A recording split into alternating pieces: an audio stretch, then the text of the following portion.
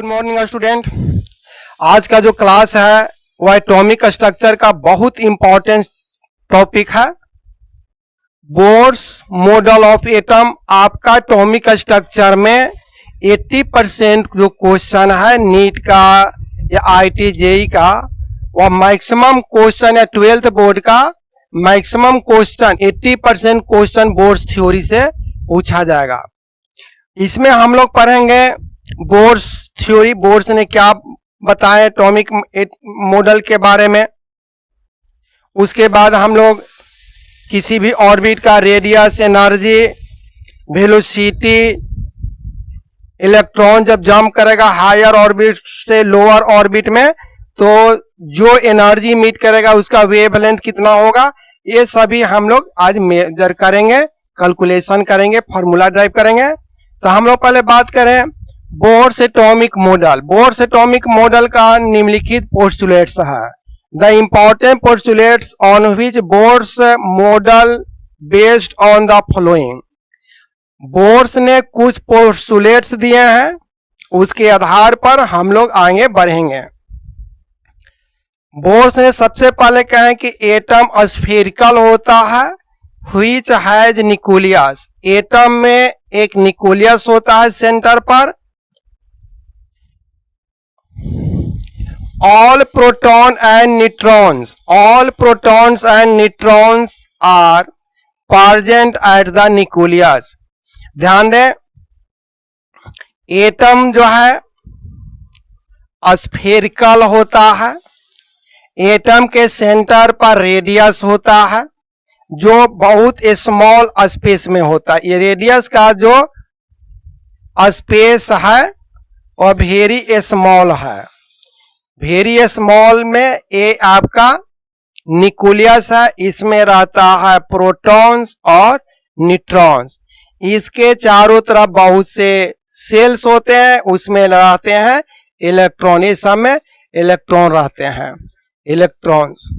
तो ध्यान दें, पहला कहता है कि जितना प्रोटॉन्स और न्यूट्रॉन्स है प्रेजेंट होता है न्यूक्लियस में, उसको न्यूक्लियॉन्स भी कहा जाता है। तो प्रोटॉन्स और न्यूट्रॉन्स न्यूक्लियस में होता है।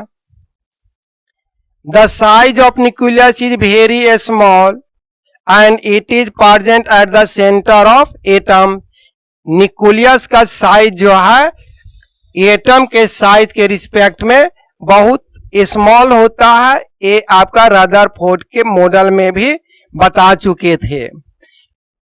इसका जो रेडियस होता है वह होता है 10 के पावर माइनस 10 एंगस्ट्रॉम के, और इसका जो रेडियस होता है वह होता है 10 के पावर माइनस 5 एंगस्ट्रॉम के ऑर्डर में। 10 के पावर माइनस 5 मीटर होता है। 10 के पावर माइनस 5 मीटर होता है।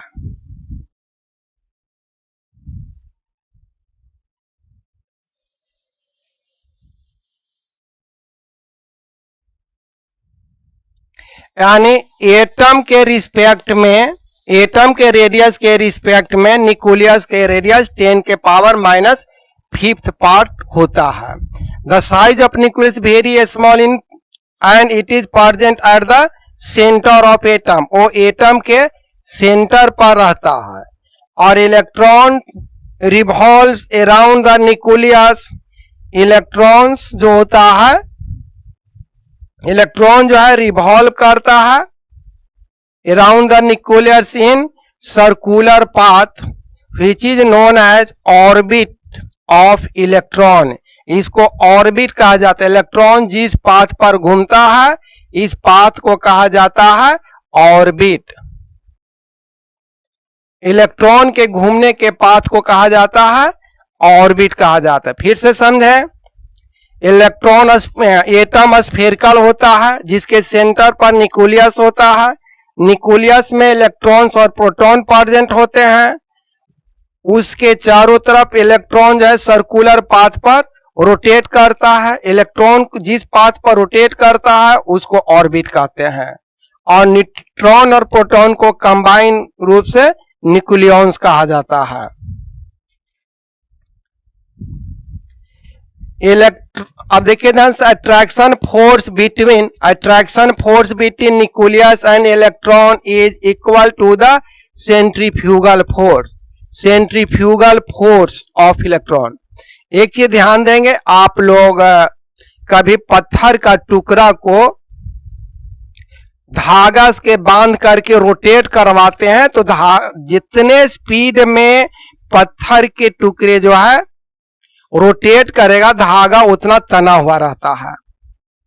तो कहने मतलब है कोई भी चीज सर्कुलर पाथ पर रोटेट करता है तो एक बाहर की ओर फोर्स लगता है, उस फोर्स को कहा जाता है सेंट्रीफ्यूगल फोर्स। देखिए ध्यान से, मान लिया कि यहां पर न्यूक्लियस है, प्लस चार्ज है, इलेक्ट्रॉन इस पाथ पर रोटेट कर रहा है, तो इस इलेक्ट्रॉन और इस प्लस चार्ज के बीच में अट्रैक्शन फोर्स लगेगा और इसके मूव करने के कारण बाहर की ओर सेंट्रीफ्यूगल फोर्स काम करेगा।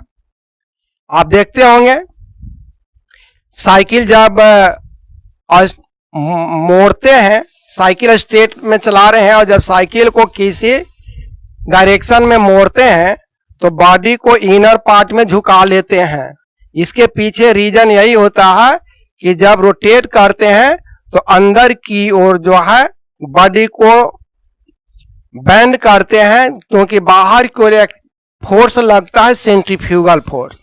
तो यहां पर ध्यान दें, इलेक्ट्रॉन के घूमने से बाहर की ओर एक फोर्स लगा, वो सेंट्रीफ्यूगल फोर्स होता है। इलेक्ट्रॉन और न्यूक्लियस के बीच में इलेक्ट्रोस्टैटिक फोर्स लगता है। ये दोनों जो है बैलेंस होता है। फिर से समझें, अब पत्थर के टुकड़ा धागा में बांध करके रोटेट करवाते हैं तो हम लोग ये अनुभव करते हैं कि पत्थर के टुकड़े जो है बाहर की ओर खींचा हुआ है, धागा तना हुआ रहता है। जब धागा को छोड़ेंगे तो वहां पर से वह स्ट्रेट भागता है। तो इलेक्ट्रॉन न्यूक्लियस के चारों तरफ जब रोटेट करेगा तो एक बाहर की ओर फोर्स लगेगा, उस बाहर की ओर फोर्स को बैलेंस किए हुए रहता है न्यूक्लियस पर प्लस चार्ज रहने के कारण और इलेक्ट्रॉन पर माइनस। प्लस माइनस के बीच में एक अट्रैक्शन फोर्स लगता है और बाहर की ओर लगने वाला एक रिपल्सन फोर्स, दोनों बैलेंस होता है। यहां पर यही कहता है कि attraction force between nucleus and electron is equal to the centrifugal force on electrons. Electron पर जो सेंट्रीफ्यूगल फोर्स लगता है वह काउंटर बैलेंस होता है इलेक्ट्रोस्टैटिक्स फोर्स बराबर।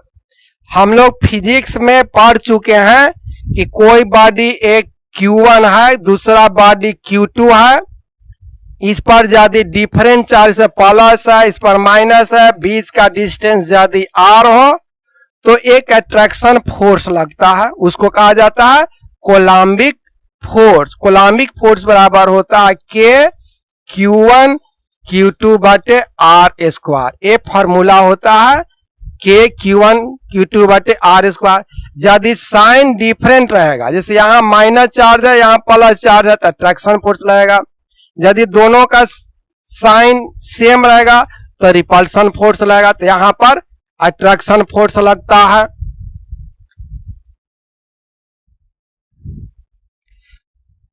तो इस तरह से हम लोग जो फोर्स लगता है अट्रैक्शन फोर्स वह K Q1 Q2 बटे R स्क्वायर, और बाहर की ओर जो फोर्स लगता है वह सेंट्रीफ्यूगल फोर्स बराबर। ध्यान दें, फिजिक्स में पढ़ चुके हैं 11th क्लास या 9th क्लास में, सेंट्रीफ्यूगल फोर्स बराबर होता है mv square upon r।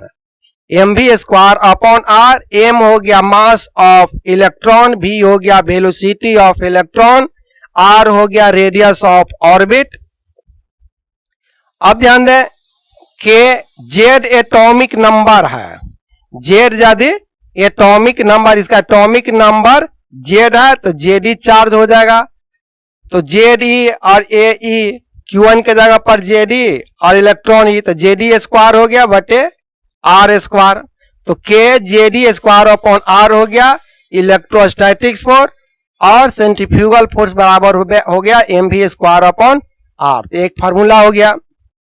Next postulate कहता है कि electron can revolve only in these those orbit. अब ध्यान दें, इलेक्ट्रॉन न्यूक्लियस के चारों तरफ रोटेट करता है, तो इसका मतलब यह नहीं समझे जहां मन तहां इलेक्ट्रॉन रोटेट कर सकता है, ऐसी बात नहीं है। इलेक्ट्रॉन को रोटेट करने के लिए एक फिक्स जगह होता है, उतना ही डिस्टेंस पर घूमेगा, ना कि उसके आगे पीछे कहीं भी रोटेट करेगा। वह कहता है कि electron revolve only those orbit, electron जो है उसी ऑर्बिट में घूम सकता है जिसका एंगुलर मोमेंटम जो है integral multiple of h upon 2 होता है। ध्यान दें, एक टर्म आता है एंगुलर मोमेंटम। एंगुलर मोमेंटम बराबर फिजिक्स में पढ़ चुके हैं 9th क्लास में या 11th में। एंगुलर मोमेंटम बराबर होता है mvr। एंगुलर मोमेंटम बराबर क्या होता है?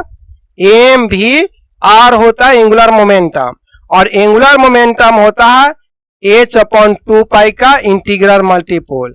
यानी यहां एंगुलर मोमेंटम बराबर mvr nh upon 2 nh upon 2 को h नोट करके इंडिकेट करते हैं, h नोट करके इंडिकेट करते हैं। यहां पर बात करें, n के जगह पर ऑर्बिट नंबर हो गया, m के जगह पर मास ऑफ इलेक्ट्रॉन, v का मतलब वेलोसिटी ऑफ इलेक्ट्रॉन हो गया।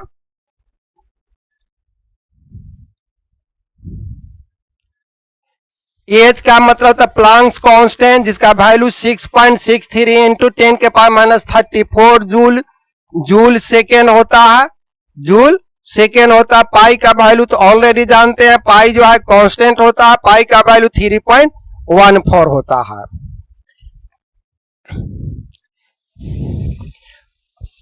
एक बार फिर से देख लें, बोर्स ने जो थ्योरी दिया था प्लैंक्स क्वांटम थ्योरी को हेल्प लेके, इन्होंने कहा कि एटम स्फेरिकल होता है, उसके बीच सेंटर पर न्यूक्लियस हैवी बॉडी होता है, न्यूक्लियस में न्यूट्रॉन और प्रोटॉन होता है, इलेक्ट्रॉन न्यूक्लियस के चारों तरफ रोटेट करता है,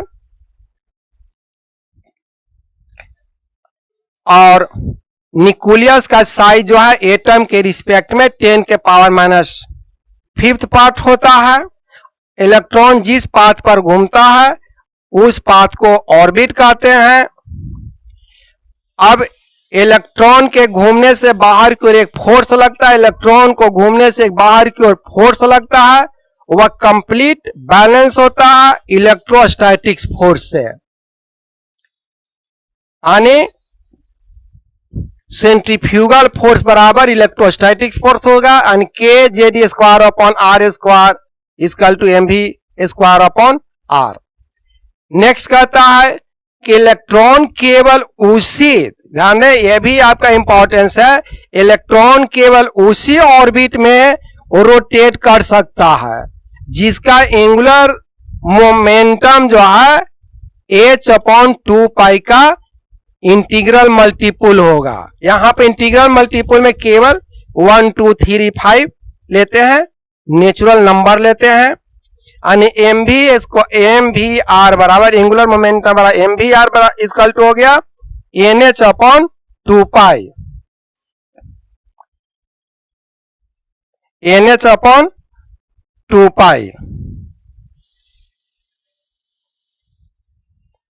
तो ये फॉर्मूला याद रखेंगे। एच प्लैंक्स कांस्टेंट तो हो गया। The orbit in which electron revolves are known as stationary orbit या stationary level, because in this orbit energy of electron always constant. ध्यान दें, इलेक्ट्रॉन जिस ऑर्बिट में घूमता है उस ऑर्बिट का एनर्जी, उस ऑर्बिट में इलेक्ट्रॉन का एनर्जी हमेशा कांस्टेंट होता है।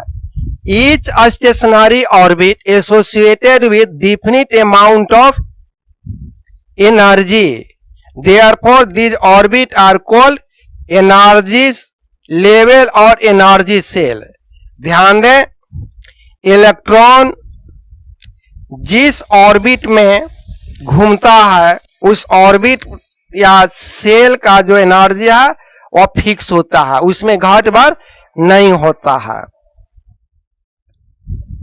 उसे कहा जाता है एनर्जी लेवल या सेल। किसी सेल में इलेक्ट्रॉन जब तक रोटेट करेगा उसका एनर्जी कम बेस नहीं होता है, न डिक्रीज करता है और न ही इंक्रीज करता है।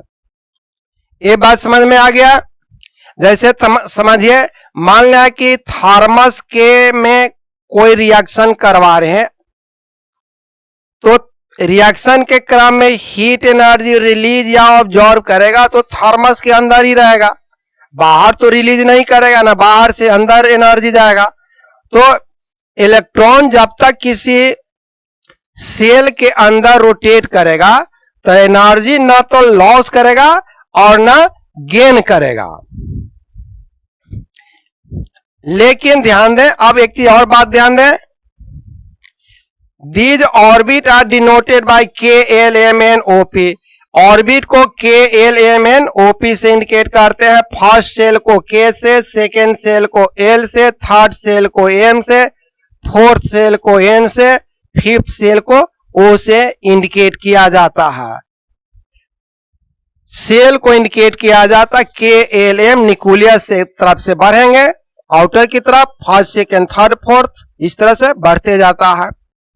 नेक्स्ट हम लोग बात देखें, इमिशन और absorption of energy in the form of photons can only occurs when electron jumps from one shell to another cell.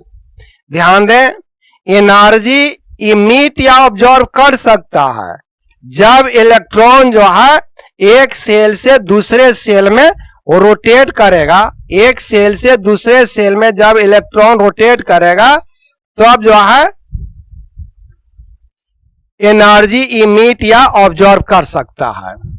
एक बात ध्यान दें, इलेक्ट्रॉन जब हायर सेल से लोअर सेल में जाएगा, जब इलेक्ट्रॉन हायर सेल से लोअर सेल में जाएगा, हायर से लो में जाएगा तो एनर्जी इमिट करेगा, और जब लो से हाई में जाएगा तो एनर्जी ऑब्जॉर्व करेगा। तो एनर्जी का जो इमिशन ऑब्जॉर्प्शन होता है वह फोटॉन्स के फॉर्म में होता है। तो डेल ई इक्वल टू, ध्यान दें, del E change in energy हो गया, कितना एनर्जी रिलीज ऑब्जॉर्व करे, हायर माइनस लोअर, जहां डेल ई बराबर इक्वल टू हो गया एनर्जी इमिशन फोटॉन्स, माने जो फोटोन इमिट करेगा उसका एनर्जी, फोटोन का मतलब क्वांटम। तो यहां तक तो हो गया।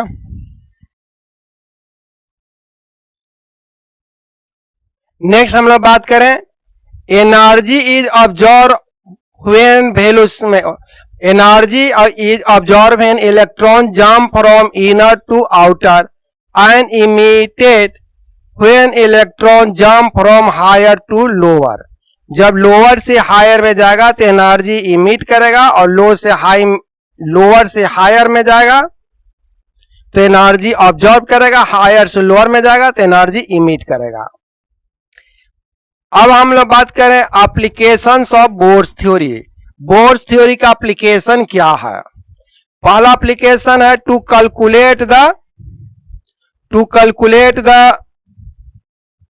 Calculate the radius of the orbit. Radius orbit का निकालना है। ध्यान दें, यह एक सर्कुलर पथ पर इलेक्ट्रॉन रोटेट कर रहा है। न्यूक्लियस का एटॉमिक नंबर Z है तो Zd चार्ज हो गया। डिस्टेंस जो है सेंटर से इसके बीच का R है। इलेक्ट्रोस्टैटिक्स फोर्स लगेगा kZd² अपॉन R²। बाहर की फोर्स लगेगा mv² अपॉन R²। इलेक्ट्रॉन जब इस पर रोटेट कर रहा तो इसका टेंजेंशियली वेलोसिटी जो है, टेंजेंशियली वेलोसिटी v है, टेंजेंशियली वेलोसिटी v है। अब बात करें, इलेक्ट्रोस्टैटिक्स फोर्स ऑफ अट्रैक्शन बराबर Ze इंटू ER², और सेंट्रीफ्यूगल फोर्स बराबर mv² upon R। Equation first, equation second, ये जो है इक्वल होता है, काउंटर बैलेंस होता है इलेक्ट्रोस्टैटिक्स फोर्स। ये आपका इलेक्ट्रोस्टैटिक्स फोर्स बराबर होता है सेंट्रीफ्यूगल फोर्स, यानी kZd² अपॉन R² बराबर mv² अपॉन R। अब यहां से ध्यान दे, एक R कैंसिल हो गया, एक कैंसिल हो गया।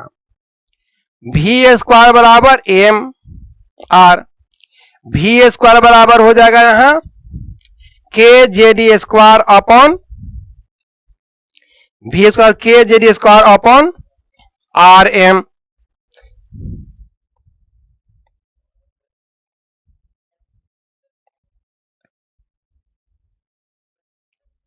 अब एक चीज हम लोग पढ़ चुके हैं,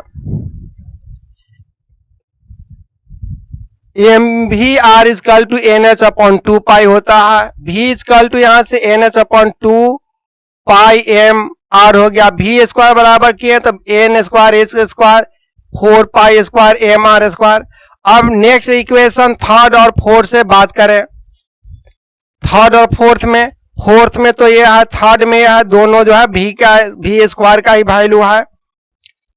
यहां पर भी स्क्वायर बराबर इतना आया, ये वैल्यू इसमें पुट कर दिया गया,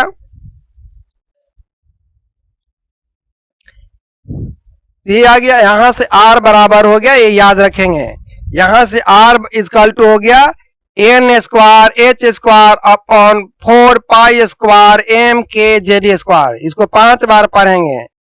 रेडियस बराबर होता है N square into H square divide करेंगे 4 pi square M K JD square.